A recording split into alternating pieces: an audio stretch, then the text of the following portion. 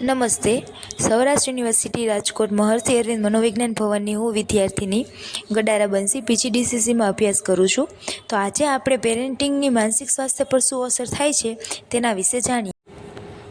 બાળકના માનસિક સ્વાસ્થ્ય પર અનેક બાબતોની ઘણી બધી અસર થતી હોય છે, જેમાંથી એક મુખ્ય અને મહત્ત્વની બાબત એ છે જે પેરેન્ટિંગ એટલે કે ઉછેર શૈલી છે. તો સૌ પ્રથમ જાણીએ કે માનસિક સ્વાસ્થ્ય એટલે શું અને તેનું મહત્ત્વ શું છે. તો માનવ જીવનમાં માનસિક સ્વાસ્થ્યનું મહત્ત્વ શારીરિક સ્વાસ્થ્ય કરતાં કદાચ ઓછું નથી, પરંતુ તેની અવગણના વધુ થાય છે. માત્ર શારીરિક રીતે સ્વસ્થ હોવું પૂરતું નથી, કારણ કે માનસિક શાંતિ, સુખ અને સ્થિરતા વિના જીવનના તમામ પાસાઓ પર નકારાત્મક અસર પડે છે. બાળપણમાં માનસિક સ્વાસ્થ્યનો પાયો નાખવાનું કામ પેરેન્ટિંગ એટલે કે વાલીપણા દ્વારા થાય છે. તો બાળપણમાં પેરેન્ટિંગની ભૂમિકા શું છે? તો પેરેન્ટિંગમાં માત્ર બાળકને ખોરાક, રહેઠાણ અને કપડાં આપવા એ પૂરતું સીમિત નથી. તે બાળકને ભવિષ્ય માટે ભાવનાત્મક, સામાજિક અને માનસિક રીતે તૈયાર કરવાની એક ગહન પ્રક્રિયા છે. તો આજે આપણે જુદી જુદી પેરેન્ટિંગ શૈલીઓ અને તેની અસરો વિશે માહિતી મેળવીએ.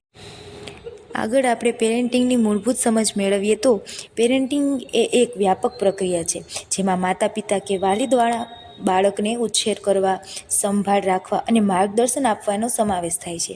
તેનો હેતુ બાળકને શારીરિક, માનસિક, ભાવનાત્મક અને સામાજિક રીતે સ્વસ્થ અને સક્ષમ વ્યક્તિ તરીકે વિકસાવવાનો હોય છે. પેરેન્ટિંગના મુખ્ય લક્ષ્યો વિશેની વાત કરીએ તો બાળકમાં આત્મવિશ્વાસ અને સ્વતંત્રતા કેળવવી છે, બાળકની અંદર સામાજિક અને નૈતિક મૂલ્યોનું સિંચન કરવું છે, ભાવનાત્મક સ્થિરતા અને સમસ્યા નિવારણ કૌશલ્યો વિકસાવવાનું હોય છે. તેમાં સૌ પ્રથમ સકારાત્મક પેરેન્ટિંગ શૈલી વિશે માહિતી મેળવીએ તો આ શૈલીમાં માતા પિતા ઉષ્ણતા, પ્રેમ અને સહકાર દર્શાવવાની સાથે સાથે સ્પષ્ટ નિયમો અને ઉચ્ચ અપેક્ષાઓનો પણ સમાવેશ કરવામાં આવે છે. તેઓ પોતાના બાળકો સાથે ખુલ્લો સંવાદ કરે છે, તેમની વાતચીત સાંભળે છે અને તેમને નિર્ણયોમાં પણ સામેલ કરે છે. તેની માનસિક સ્વાસ્થ્ય પર અસર જોઈએ તો ઉચ્ચ આત્મસન્માન અને ભાવનાત્મક સ્થિરતા આવે છે, ચિંતા અને ડિપ્રેશન જેવી બાબતોનું ઓછું પ્રમાણ થાય છે અને ઉત્તમ સામાજિક કુશળતાઓ વિકસે છે. આગળ જોતાં નકારાત્મક પેરેન્ટિંગ શૈલી વિશે વાત કરીએ તો એ શૈલીમાં માતા પિતા અત્યંત કડક, નિયંત્રણકારી અને માંગણી કરનારા હોય છે, જેથી તેની માનસિક સ્વાસ્થ્ય પર અસર એ ગંભીર અને નકારાત્મક પડી શકે છે, જેમાં નીચું આત્મસન્માન, વધેલો તણાવ અને આક્રમક વર્તન જેવી બાબતો જોવા મળે છે.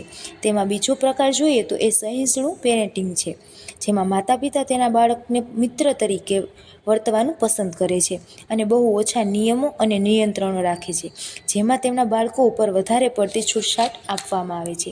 જેની અસર એ થાય છે કે સ્વનિયંત્રણનો અભાવ થાય છે અને આવેગિકશીલતા અને ભાવનાત્મક અસ્થિરતાનો જન્મે છે. બાળકના ઉછેર માટે શિસ્તની ભૂમિકા એ પણ મહત્ત્વની છે. તો શિસ્તની ભૂમિકા વિશે વાત કરીએ તો જેમાં શિસ્તનો સાચો અર્થ એ સજા નહીં, પરંતુ બાળકને યોગ્ય અને અયોગ્ય સમજાવવાનું હોય છે. સકારાત્મક શિસ્ત એ પ્રેમ અને સમજણ પર આધારિત છે, જેના કારણે બાળકમાં જવાબદારીની ભાવના વિકસે છે.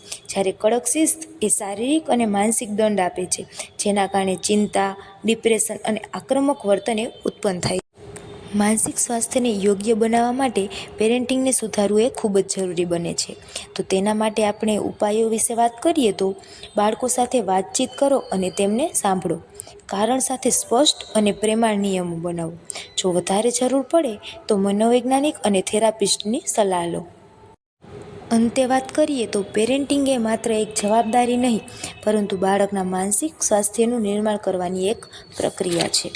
એક સુખી અને સ્વસ્થ સમાજ માટે આપણે બાળકોને શારીરિક, માનસિક અને ભાવનાત્મક રીતે પોષણ આપવાની જરૂર છે. Thank you.